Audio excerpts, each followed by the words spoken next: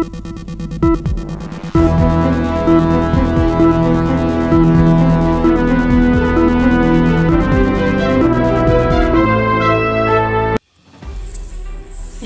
जो कि शिक्षा के क्षेत्र में एक बड़ा ही गंभीर मुद्दा है, वो एक गंभीर समस्या भी बन चुकी है जो पूरे देश के शैक्षणिक संस्थानों में फैली हुई है। छात्रों के जीवन को बर्बाद करने वाली इस प्रथा से न केवल मानसिक और शारीरिक पीड़ा होती है, बल्कि कभी कभी इसके परिणाम स्वरूप छात्रों की मौत भी हो जाती है।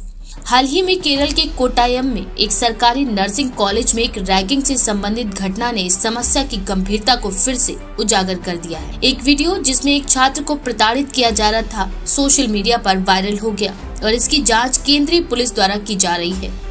ये मामला पूरे देश में रैगिंग की निरंतर बढ़ती समस्या का उदाहरण है, जिससे देश के शैक्षणिक संस्थान जूझ रहे हैं। रैगिंग का इतिहास और सुप्रीम कोर्ट के दिशा निर्देश के मुताबिक रैगिंग की प्रथा शैक्षणिक संस्थानों में लंबे समय से चली आ रही है। हालांकि ये छात्रों के लिए भय, अपमान और मानसिक उत्पीड़न का कारण बनती है। 2007 में सुप्रीम कोर्ट ने रैगिंग को पूरी तरह से समाप्त करने के लिए दिशा निर्देश जारी किए थे। कोर्ट ने यह स्पष्ट किया था कि रैगिंग के मामलों में कड़ी कार्रवाई की जानी चाहिए और कोई भी संस्था इसमें लापरवाही नहीं बरत सकती। इन दिशा निर्देशों के तहत कॉलेजों को रैगिंग की रोकथाम के लिए सख्त कदम उठाने के आदेश दिए गए थे, जिनमें छात्रों के लिए जागरूकता अभियान, रैगिंग विरोधी समितियों का गठन और कठोर सजा देने की व्यवस्था शामिल थी। हालांकि इतने वर्षों बाद भी रैगिंग के मामले कम होने के बजाय बढ़ते ही जा रहे हैं। ये एक ऐसी प्रणाली का उदाहरण है जो कागजों पर तो प्रभावी दिखती है, लेकिन जमीनी स्तर पर इसका कोई ठोस असर नहीं दिखता है। रैगिंग के खिलाफ जारी सुप्रीम कोर्ट के दिशा निर्देशों का पालन ठीक से नहीं किया जा रहा है और शैक्षणिक संस्थानों में रैगिंग की समस्या लगातार बनी हुई है। रैगिंग की बढ़ती घटनाएं और कमजोर प्रणाली को देखते हुए रैगिंग से संबंधित शिकायतों में अब एक जबरदस्त उछाल आया है। पिछले कुछ वर्षों में कई गंभीर रैगिंग घटनाएं भी सामने आ चुकी हैं, जिनमें छात्रों की मौत तक हो चुकी है। फिर भी शिकायतों की संख्या में वृद्धि के बावजूद रैगिंग के खिलाफ प्रभावी कदम उठाने में कई समस्याएं बनी हुई हैं। कई बार संस्थान शिकायतों को तुच्छ मानते हुए इसे नजरअंदाज कर देते हैं, जबकि कुछ मामलों में शिकायतकर्ताओं को डराया और धमकाया भी जाता है।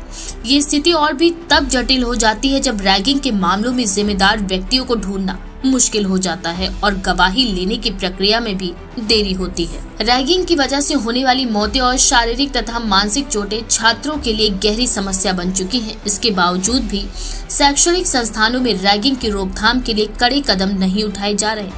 सरकारी नियम और दिशा निर्देश केवल कागजों पर ही लागू हैं और जमीनी स्तर पर उनका पालन नहीं किया जा रहा है। रैगिंग की कानूनी परिभाषा अब तक पूरी तरह से स्पष्ट नहीं हो पाई है और इसे समझने में छात्रों और शैक्षणिक संस्थानों को कठिनाइयां भी होती हैं।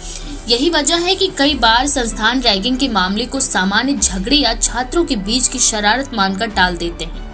इसके अलावा रैगिंग से संबंधित मामलों में प्रभावी निगरानी की कमी भी देखी गई है। कई बार शिकायतों को सुलझाने में महीनों का समय लग जाता है, जिससे पीड़ित को न्याय नहीं मिल पाता। भारत के कई शैक्षणिक संस्थानों में रैगिंग एक आम बात बन चुकी है। विश्वविद्यालयों और कॉलेज में प्रवेश पाने वाले नए छात्रों को पुराने छात्रों के द्वारा मानसिक और शारीरिक उत्पीड़न का सामना करना पड़ता है और ये अक्सर बिना किसी डर और जिम्मेदारी के होता है। छात्रों को अक्सर ये समझाने की भी कोशिश की जाती कि ये मजाक या परंपरा का हिस्सा है और इसका विरोध करना गलत है। यही मानसिकता रैगिंग को बढ़ावा देती है। रैगिंग के मामलों को रोकने के लिए केवल दिशा निर्देशों और नियमों से काम नहीं चलेगा, बल्कि संस्थानों को सख्त कार्रवाई करनी होगी।